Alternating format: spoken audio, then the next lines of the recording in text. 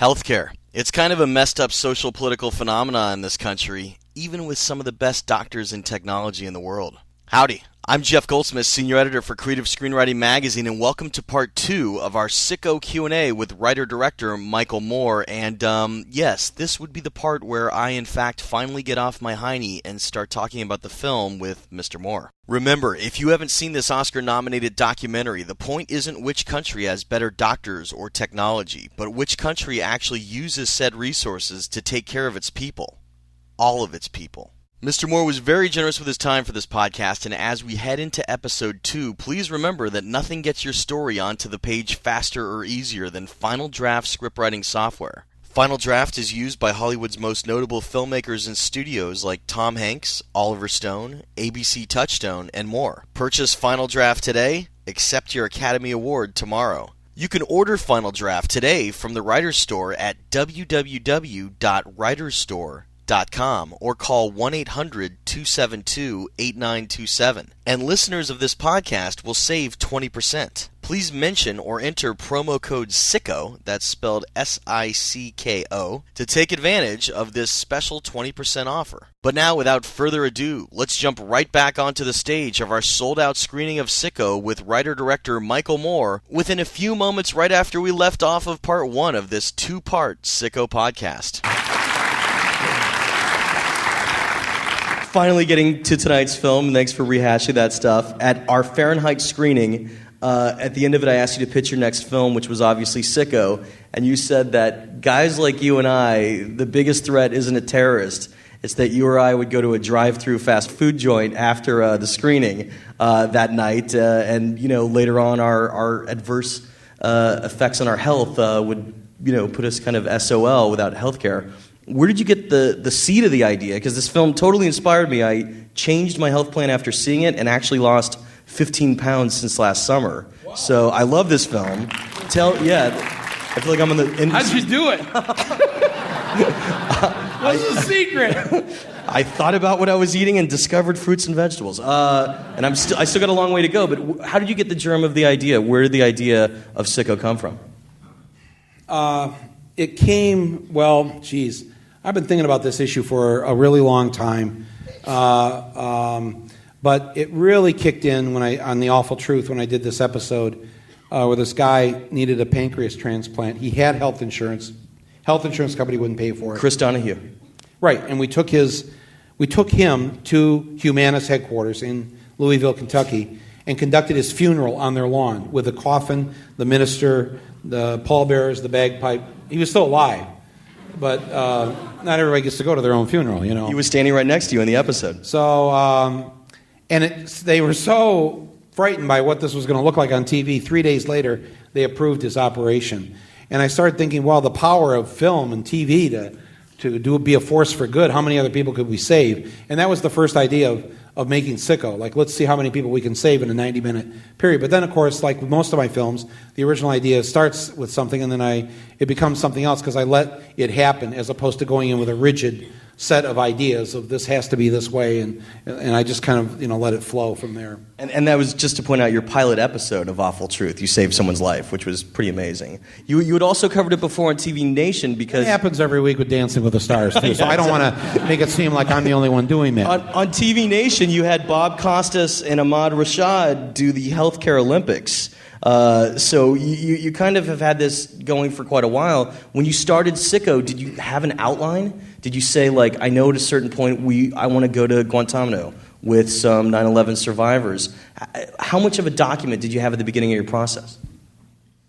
I wrote a 3-page treatment, so I would have it as a guide, and I would give it to the staff. The film doesn't resemble that treatment very much, but I have always gotten kind of a kick out of Cuba because it's 90 miles off our shores, and we grew up. Those of my age group were so frightened of it, and we remember the night that Kennedy had the missiles, the pointer, and everything, and we all thought we were going to die. So I just thought, here's this poor little country 90 miles off our shores, and they make quite a good attempt at making sure all their people are covered.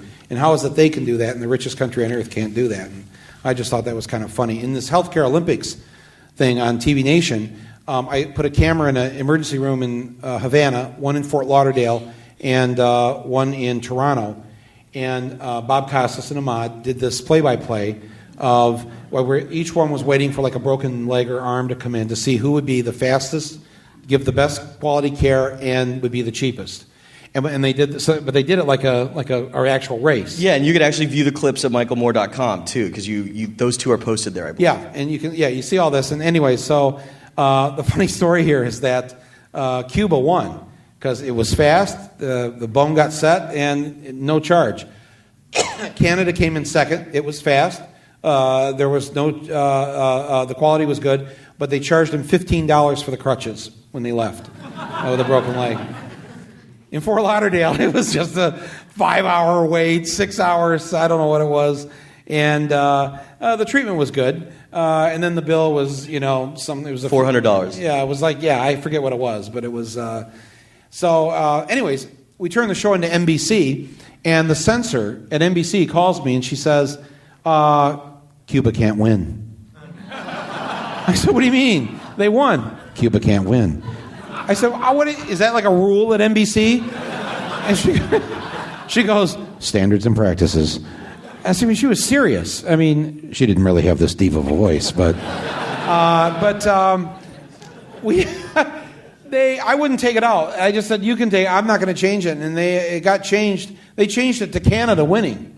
And so when it aired, Canada won, but they didn't really win. It was just one of those little things that I learned with working with network television, how the advertisers watch every week's show, and they have the final say as to what you see. I mean, you guys know this because a lot of you work and you live in this town.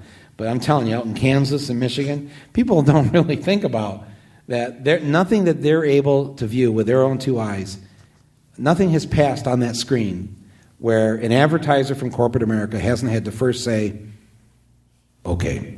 Next film. Yeah, well, yes, that's I think the whole thing with our media and all that really deserves, and I'm so happy to hear that is your next film, and because we need a good documentary on that. Talk about some of your process on Sicko. I mean, when you find these Americans living abroad, when you get these groups together, is there a vetting? Sometimes in documentaries they kind of know where the interview is going to go. It's not an uncommon practice. It's not looked down upon, or was it kind of like you knew that there were Americans and you just wanted to see where it went on film? How much pre-planning was there? None. We just found a group of Americans that didn't know each other. I mean, a couple of them were married to each other, but and set them down at the table. There was no anything with me. Everything is just as so when they're telling me one thing after another, because I mean I knew a lot already about France, but I didn't know some of these things. I didn't know, including the laundry, of course. The laundry, or that when you move, from one apartment to another or whatever, that you get your moving day paid for. I mean, just stuff like that. How much better can this get? And it just kept getting better and better. And so what you see me being amazed, I am truly amazed. And that dinner, we ended about 2 or 3 in the morning. And before we broke, I said to the producers, I said, we have got to, before we leave Paris, because we were leaving the next day, we've got to find somebody who's getting their laundry done. And I have such a great group of producers and people that work on my films. And by 11 o'clock the next morning, they had found a young woman with twins, actually, who has a woman come a couple times a week. Logistically, as a filmmaker, taking not only a crew but civilians to Cuba, how did you manage that? What kind of releases did you need? What did the Weinsteins think when you were doing that? Well, yeah. I don't want to get into the Weinsteins. All I want to say is that every one of their employees at the Weinstein Company have excellent health insurance, and they need it. Working for Harvey. Did you have to get special releases for Cuba, or did you just go? Did you just go on the fly? Yeah. We just kind of went and did it. And frankly, our biggest problem was the Cuban government, because they did not want Michael Moore sailing into Guantanamo Bay for fear that the Americans would shoot me, and then there'd be a big incident. And they didn't want me starting World War III down there with my goofy little boat and bullhorn. So it took quite a while to convince them to be comfortable enough to let me actually sail this boat in there. And they eventually did, but they were very nervous. And it was the only time that we actually had Cuban government military types watching us, mostly to make sure that I wasn't going to cross the line into the American war. But why would I? It's like full of mines. Why would I do that? I'm not here to die. I'm just trying to get a few laughs, really. I know some of you in the room would die for comedy, but I'm not one of those people. So, but no, I just, I don't know if that answers your question, but No, it does. It's rare in a documentary for one of your subjects to actually speak out your thesis, but Tony Benn in England just knocks it out of the park with his whole speech. Isn't he great, man? Yeah. It's like, why don't we have politicians like that? Absolutely. With his whole speech of, if we could find money to kill people, can't we find money to help people? When did you know in your writing process or putting it together that you wanted Tony Benn in there and the kind of interview you were going to get out of him? Because it's a showstopper. I did a stage show in London about 6 years ago. It was like a one-man show that I wrote and performed it there. And I've been too chicken to do it here. But one night I was just watching the BBC, and he was on a panel show there, and they were talking about whether or not they should start having students pay for college or have student loans. Because many European countries, it's free to go to college or semi-free to go to college. And he said on this show, he said, the last thing we want to do is what the Americans do, is a student loan program. Because what happens then is we send 22-year-olds out into the world already indentured servants, where they're not able to just go and get the job that they want to have, where they'll be happy. They have to go to get a job because they have to have that job because they got to start repaying the student loan. And then he said, like he said in the film, what employer wouldn't want a room full of employees who've got 10 years of student loans to pay back? Because, you're going to mind yourself and not step out of line too much if you need to keep that job because you've got a monthly loan payment. You don't make that payment, your credit rating goes down, then try and buy a house or a car or something after you've done that to yourself. So the way the system is rigged from the time that you're 18, 20, 22 years old, so that it's really got you. I've really thought a lot about that because it adds to this whole fear, and manipulation, and the way that the system sort of controls us in ways that you're not as controlled in other countries. And it's why people are maybe perhaps more relaxed there and treat each other better and don't have the level of crime and murder and things that we have. They don't have the illiteracy that we have. Jesus, do you know that there's 40 million adult Americans that are functional illiterates? 40 million that cannot read and write above a fourth grade level. That's just, that you just don't have that in these other countries. And so when I show as the National Geographic statistic that's quickly in the film, 65% of 18 to 25-year-olds in America can't find Great Britain on the map. 80% couldn't find Iraq on the map at the beginning of the war. 11% can't find the United States on the map of the world.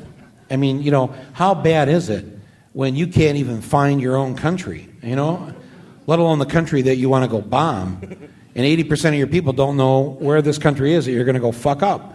It's like... I'd say it's bad. It's bad. It's bad if you want to keep invading countries because your people don't know where they are. So it seemed like it would be in their best interest to have a slightly intelligent group of citizens out there. But I think it works in their favor to have people stupid and kept stupid and keep them, as much as possible watching as much stupid shit as possible. And when I say that, I don't mean Dancing with the Stars. I do mean Dr. Sanjay Gupta and the 24-hour news networks and the media that I was just on Larry King here while you were watching the movie, and went over there and did the show. And about 10 minutes before we were done with the interview, Larry goes, before we get back to Mike here, Anderson Cooper is coming up at 10 o'clock with AC 360. Anderson, what do you got going on tonight? Well, Larry, we've got exclusive pictures of Britney Spears being admitted into the Beverly Hills Hotel tonight and a group of suspicious people with her. We'll have the full story on that. Plus, I'll be blogging all during the show for the first time. And it's like, and I went, whoa, Anderson, don't go away yet. It was on the split. And Larry's, I said, don't you think we'd live in a better world if you just let Britney go? I mean, isn't there something else? There's not a war on or anything like that. Yeah. He goes, well, actually, this, really is the first time we're covering. And I'm thinking, you lying sack of shit. What do you mean it's the first time you're covering? And then I said to him, and by the way, what are you doing blogging during the show? You're supposed to be hosting a show. What are you sitting over here blogging and just do your show? And then Larry goes, I think I've lost control of my show here. I think they might. Do they rerun it here? Yes, at midnight. At midnight, okay. Midnight. Yeah, it's the second half of the show. And anyone on the internet that wants to see you versus Wolf Blitzer from over the summer with Dr. Goopa could check that out on YouTube. I felt bad for Wolf Blitzer. I didn't really mean to rip him one, but I just that was a tough interview, but it's wild. I felt, but I had not been on TV, like I said, for 2.5 years. 2.5 years of watching lie after lie, lazy reporting after lazy reporting, and it's just, these people, this media, I think, is more responsible for this war than George W. Bush. Seriously. I mean, Bush don't know any better. They do. They do. And when Hillary says in the debate last week, I didn't know. We were given bad intelligence. I was told one thing, and it's like, come on. At least 30% of the country was against the war in that first, just. And UK newspapers had stories about our bad intel. So it was all. There were all these stories were out there, and if 30% of the country was against the war, that means about 100 million Americans knew that we were being lied to, and you, Hillary, didn't. So I have not endorsed anyone for president, and I don't get me wrong, I actually like Hillary Clinton a lot, and I have a chapter in my first book dedicated to her called "My Forbidden Love for Hillary," and I wrote that she was one hot shit-kicking feminist babe, and I at that time I got invited to a dinner at the White House. So there's like 300 other people there.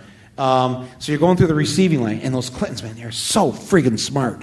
They knew everybody in line and something about everybody. And I'm just watching this, and they're shaking here. So it was my turn, and a Marine announces you, Michael Moore. So I waddle in there, and it's and Bill grabs my hand. He goes, "Michael Moore, I love TV Nation. TV Nation was my favorite show. And then he starts quoting an episode from TV Nation. I'm like, Jesus, this guy is good. And then Hillary grabs my hand from him, and she goes, he goes, and you're my number one fan. And then she goes, no, you're not. I'm his number one fan. And she takes my hand and grips it really tight, and she goes, I really like that one line in your chapter about me being, I can't really say, one hot, and my face is like turning purple, And I didn't mean no disrespect. She goes, oh no, I really liked it. And her aide is now coming over, because you're supposed to do a quick, grin and grip with them. And so her aide has come to break us apart, and she shoos her aide away. Like, go away, I want to talk to him some more. And then she's like this, and I said, well, I just have the utmost respect for you, and whatever. And she says, well, me for you too. And moments later, we went up to the Lincoln bedroom. That's all it was an amazing night at the White House. I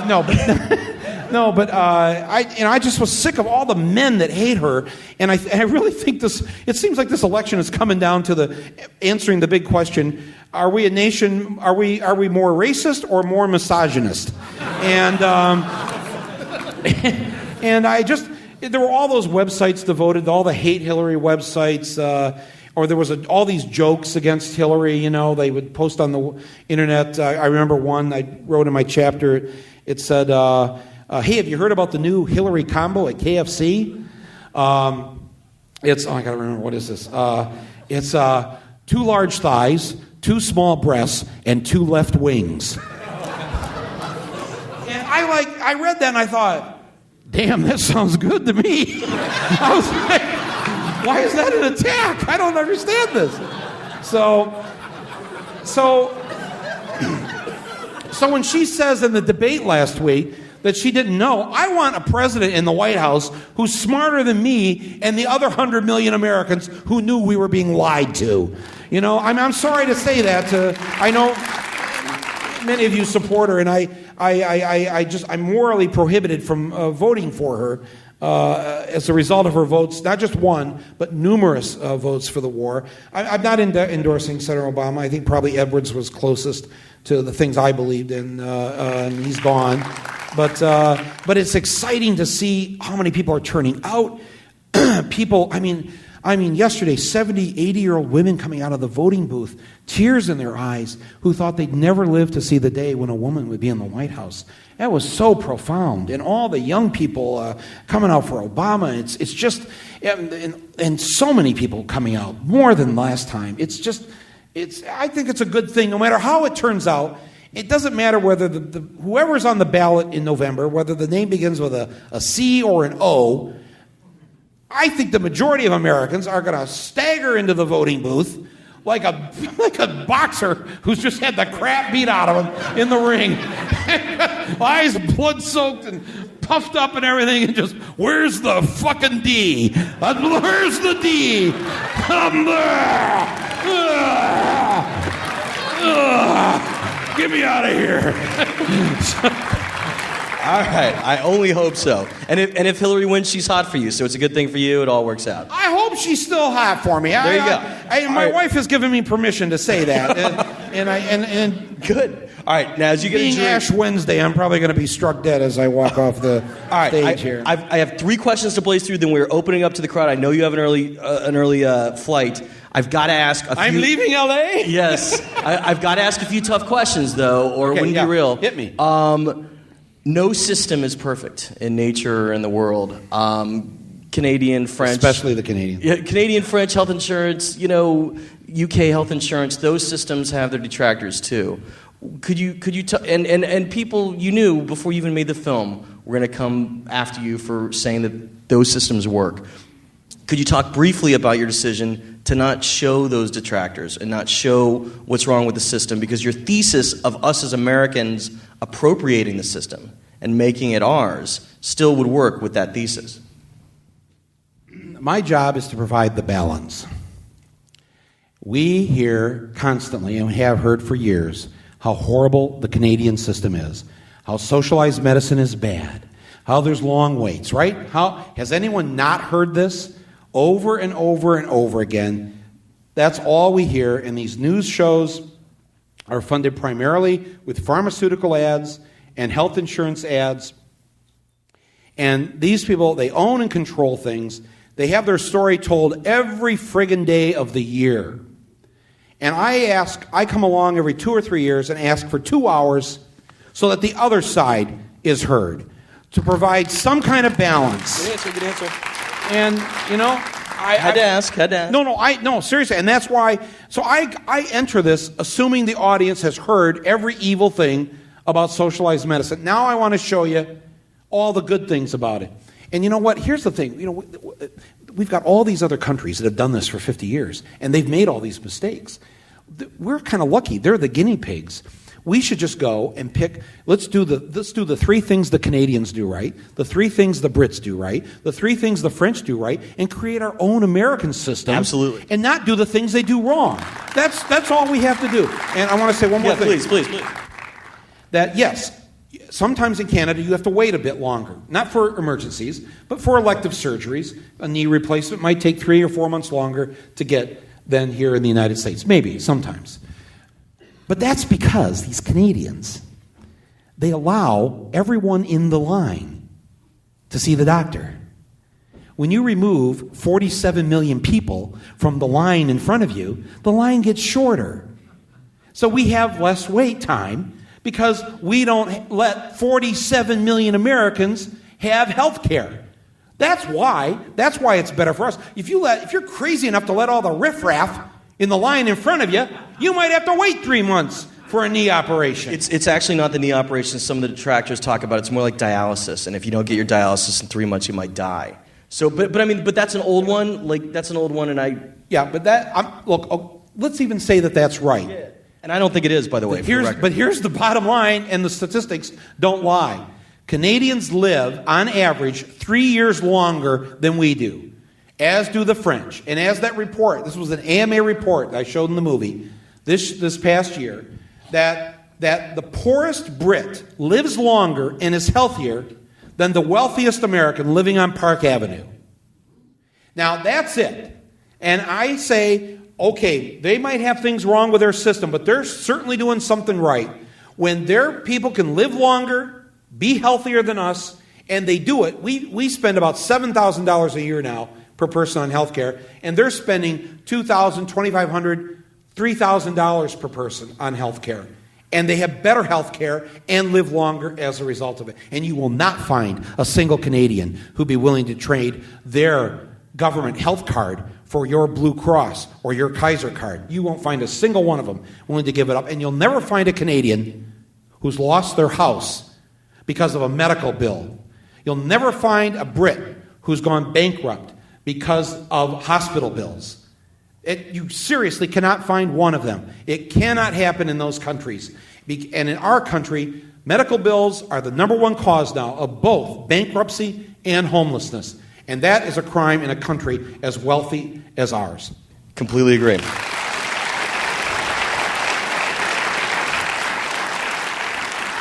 Another kind of tough question. This is almost an anomaly for you. I was surprised to see that there were no politicians interviewed in the film. You didn't seem to seek out politicians on either side of the spectrum here in America or even abroad to give their viewpoint, which is different because usually you do go after a politician in your film. You just talk about your decision to leave that out, and I think it totally works without him, but I'm just curious. And I don't go after corporate chairmen in this film, too. No, but I mean politicians involved in healthcare. Right. Well, because ultimately I see the real problem being us, and I didn't want to make another film where there goes Mike after the politician on Capitol Hill or the corporate chairman or whatever. I think that this stuff like this isn't going to change until we get up off our ass and do something about it. And so I want people to leave this film with the sense that a sense of urgency that we have to do something, we have to make it happen. The Hillarys and the Obamas aren't going to make it happen. Obama's plan, as Paul Krugman said in the New York Times this week, if he's elected, there will be no universal health care in this country for the next 4 years if he sticks to the plan that he has now. Bottom line, no universal health care under the Obama plan.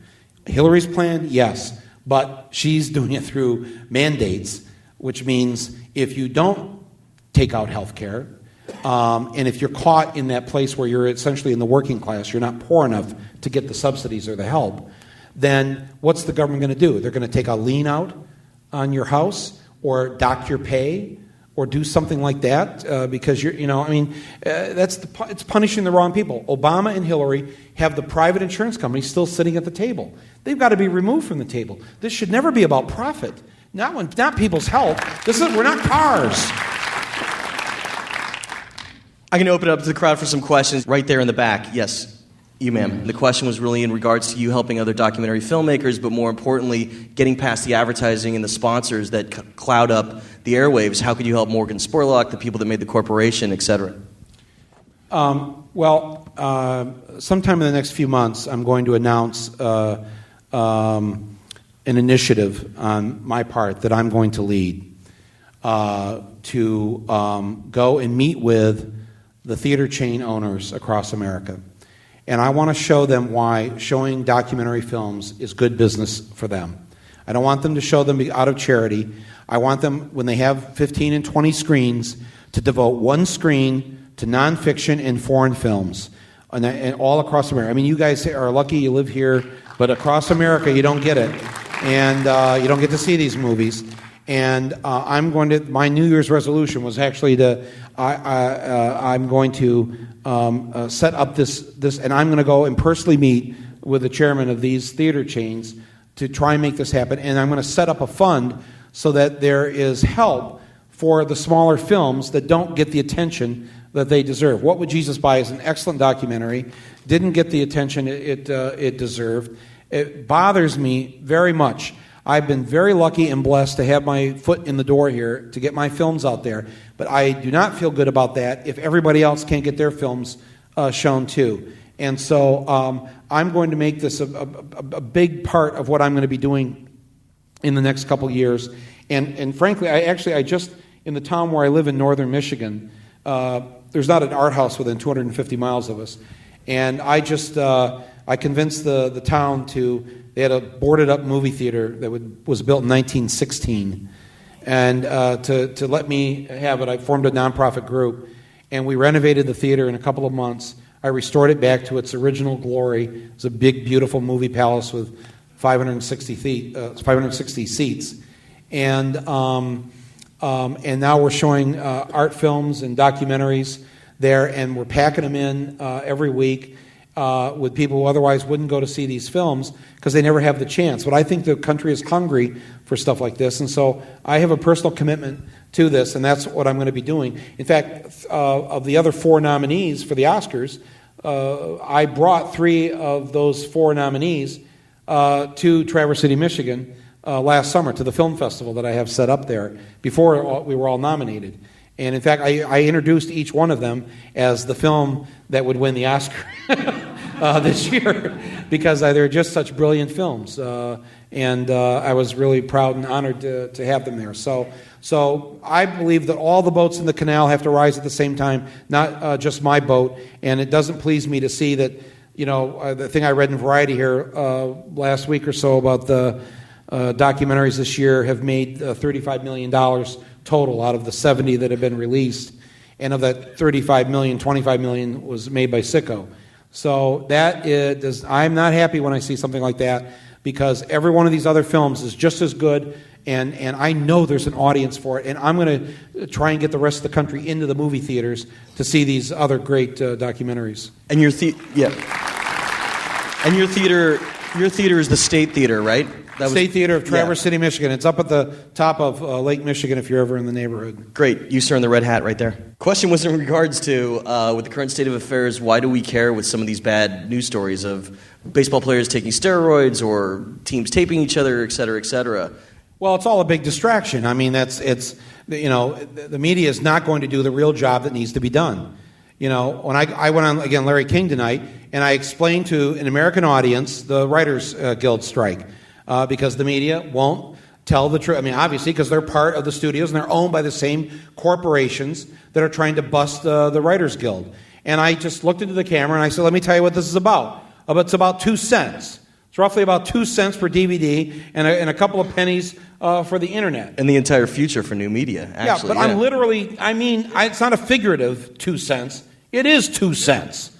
And I said, and if the studios don't straighten up and fly right with this, and end this, I'm going to start a penny drive across America because clearly the studios and the corporations that own them are so poor that they can't pay an extra 2 cents to the writers.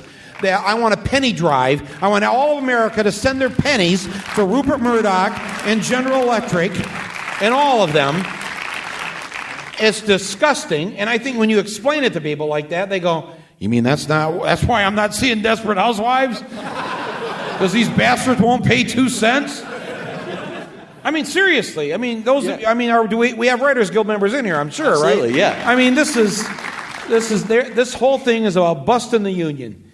And I'm so proud of this guild because so many unions have buckled and caved. After the air traffic controllers happened 20 or 26 years ago, man, since then, it's been downhill for unions. And people have forgotten their history on this, and we're going to have to fight for this stuff all over again. It's just this. I was telling the crew there at Larry King tonight. I was on the Today Show, and in the commercial break, I'm sitting there, I'm on the stage there, and the guy behind the camera comes up and with a can.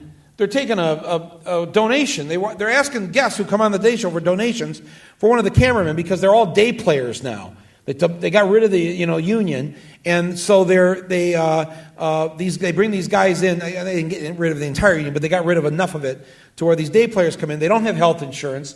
A light fell and broke his foot, and he doesn't have the money for the foot operation that he needs. So they're hitting up like me and Tom Hanks with a can, and we're in the middle of General Electric here, and it's just like, how did this happen? How did we let it happen?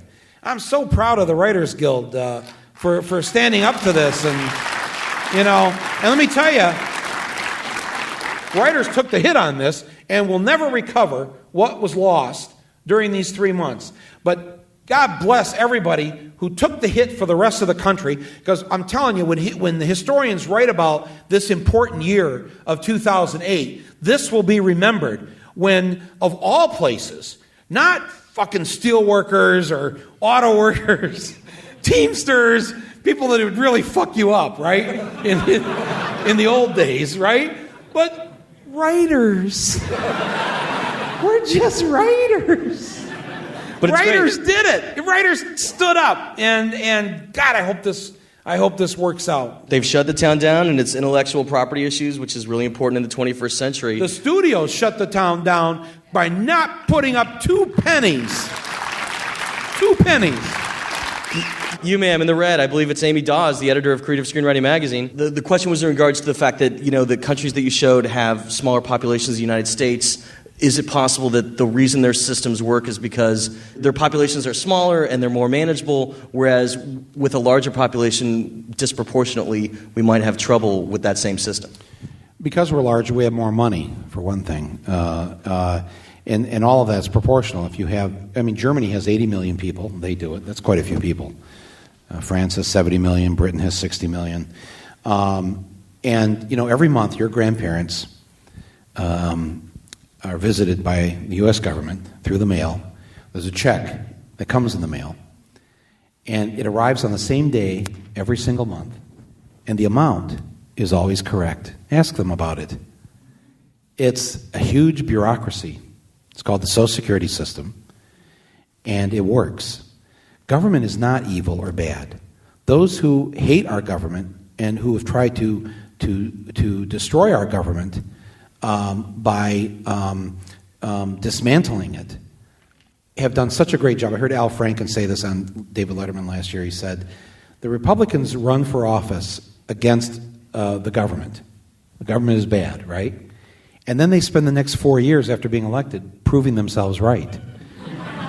And government defeated the Nazis and the Japanese and Mussolini in less time than it's taken us to secure the road from the airport to downtown Baghdad. Government said we're going to put a man on the moon in 8 years and did it. Government, under a Republican president, built one of the largest public works systems since the Roman aqueducts, the interstate highway system. Now, of course, it's going to kill the planet, but government used to, when it decided to do something, just went and did it. And I was watching Ken Burns' documentary this fall on World War II, and he showed a scene from the factory in Ypsilanti, Michigan, the General Motors factory there, where, as the narrator said, a bomber plane, came off the assembly line once every 63 minutes. They built an entire plane every 63 minutes. That's what we used to do. That's the country that we used to have. Those were all unionized workers, too, by the way, building a plane every 63 minutes. So we are capable of that. And having 300 million people is a plus, not a minus. And Medicare, Medicaid, these things have been they've been ruined since Reagan, but to a large, not ruined entirely, but they've chipped away at it and they've privatized a bunch of stuff. But I'm telling you, these are government. We have socialized medicine already. It's called Medicare, Medicaid, and VA, and they operate with a 2% overhead budget. 2% of the entire budget goes to red tape and bureaucracy. Blue Cross, Kaiser, they spend 25, 30, 35% on red tape, bureaucracy, and profit. And once you remove it from the hands of the private companies and make it government, it costs less money and it's more efficient. But we've let these bastards ruin our great country and the great government things we've had, whether it's the post office or Amtrak or whatever. Once they got their fingers on it, they set about making it so lousy and pathetic that the people then turned against them. You know, who supports funding Amtrak? You know, they've been masters at it, and I told, you know, I'm sorry I keep bringing up Larry King, but I just was saying to him that in 1980, Wall Street and the Christian right joined forces. They had nothing in common. Wall Street could care less about gay marriage and abortion, and the Christian right, I don't know many of them that have the Bloomberg ticker running across the bottom of their home computer, watching it every 5 minutes to see if their stocks have gone up or down. They had nothing really in common, but they realized that if they joined forces, they could and did become the dominant political force of our lives in the last 27 years. They've controlled this country and they've run it into the ground. And it is so beautiful now to see it all falling apart, where the Wall Streeters are behind Romney, the born-agains are behind Huckabee, and McCain is picking up the refuse. I don't know what exactly is behind McCain. I'm getting the cutoff signal from backstage. You pitched your next film when we had you for Fahrenheit. What could you tell us now, after Sicko, what your next film would be? Do you know?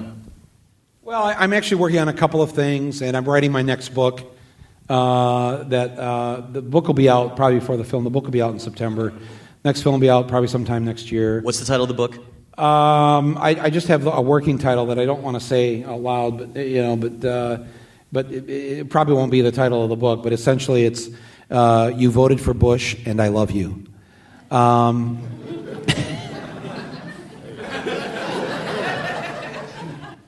It's catchy. I like it. Yeah, it won't be the title, but it's, you know. All right, what's the film? Is the film Fahrenheit 9/11 and a half as rumored, or? I can't say what the film is, but basically, this is how I feel. A lot went down in the last 8 years that we didn't pay attention to because we were so distracted by Bush and the war, and there was a corporate takeover of our democracy in a profound way. And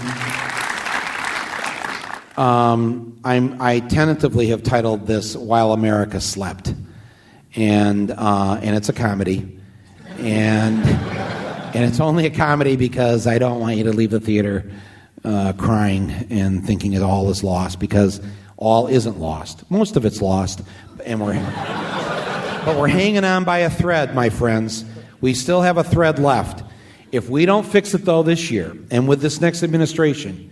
And it's equally important to elect the right people to Congress, because that's how we're going to get true universal health care, is when Congress passes a bill and Obama or Clinton will be forced to sign it. It's not going to come from the top down, but we're hanging on by a thread here, and we've got to get our country back.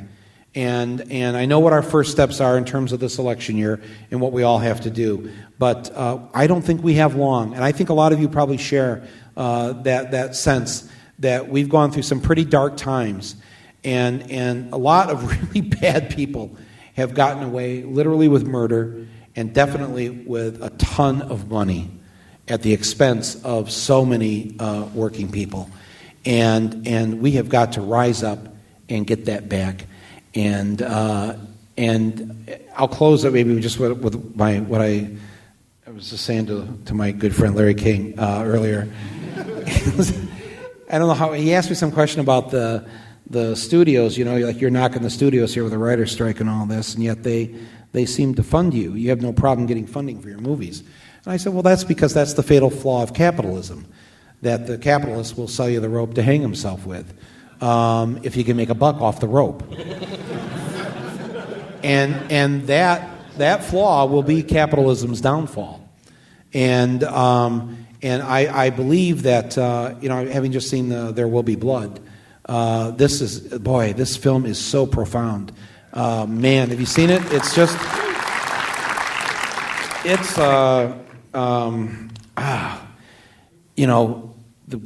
a death match between capitalism and Christianity. The greed, I should say, the greed of capitalism, the greed of the sort of evangelical thing that goes on. And who's going to win? And 100 years ago, when the film is set, They didn't have it together, but 80 years later, they did get it together and they joined forces, but not back then in the way it's depicted in this movie. And I said to Larry, I said,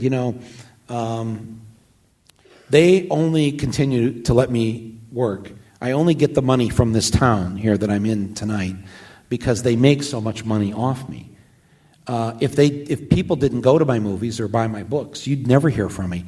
But I said, here's the one surefire way for people never to have to sit and look at me again, whether it's on the screen or on this stage or whatever. And this is how. I think that I get funded in part because those who fund me know that the audience who watches my work really won't do anything, really won't rise up, really won't get off the sofa and go and become politically active or really overthrow or change things. And because they feel safe enough to put my work out there to the public, because the public themselves have been so dumbed down and so numbed by them, they know it because they've done it to the public, that it's safe to put my work out there because people won't really revolt. Things won't really change.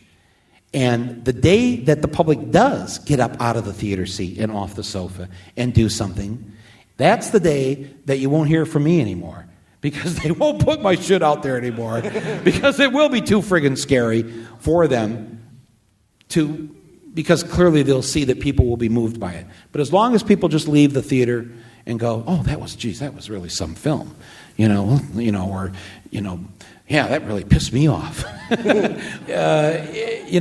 Nothing will really happen. So my charge to you is to put me out of business, to make it so that it becomes the scariest thing to them to allow my books or films to be out there, so that they don't put them out there anymore, because millions of people have risen up to do the job they need to do as citizens in a democracy. This is not a spectator sport. It is a participatory event, and it only works when every single person gets involved. Do not rely on one person to do it. All of us have to do it. So anyways, thank you very much. You've been very generous with your time. Give it up for writer-director Michael Moore.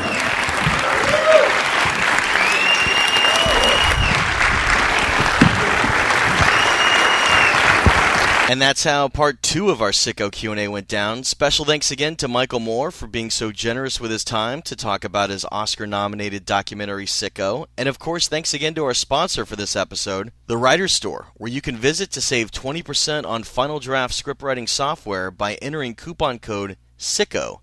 That's SICKO at www.writerstore.com. If you dug this episode of the podcast in general, consider tossing a virtual tip into our PayPal virtual tip jar by visiting www.creativescreenwritingmagazine.blogspot.com and look for the PayPal icon. Your tips are appreciated and definitely help out with equipment, hard drives, and all the other stuff we need to keep this podcast running. Of course, feel free to check out my blog, which I even managed to update on the rare occasion that I have time to do so by visiting www.jeffgoldsmith.blogspot.com. You can also always feel free to drop me a line by emailing me at yo.goldsmith@gmail.com, and I'll do my darndest to get back to you as soon as I can. Of course, don't forget to click that subscribe button in iTunes or your podcatching software, because that's how episodes are downloaded automatically every time you click refresh. And if you have a minute, feel free to leave us positive feedback in the iTunes Music Store or at podcastalley.com. I'm Jeff Goldsmith, Senior Editor for Creative Screenwriting Magazine, thanking you again for tuning in and telling you to stay out of trouble. Till next week.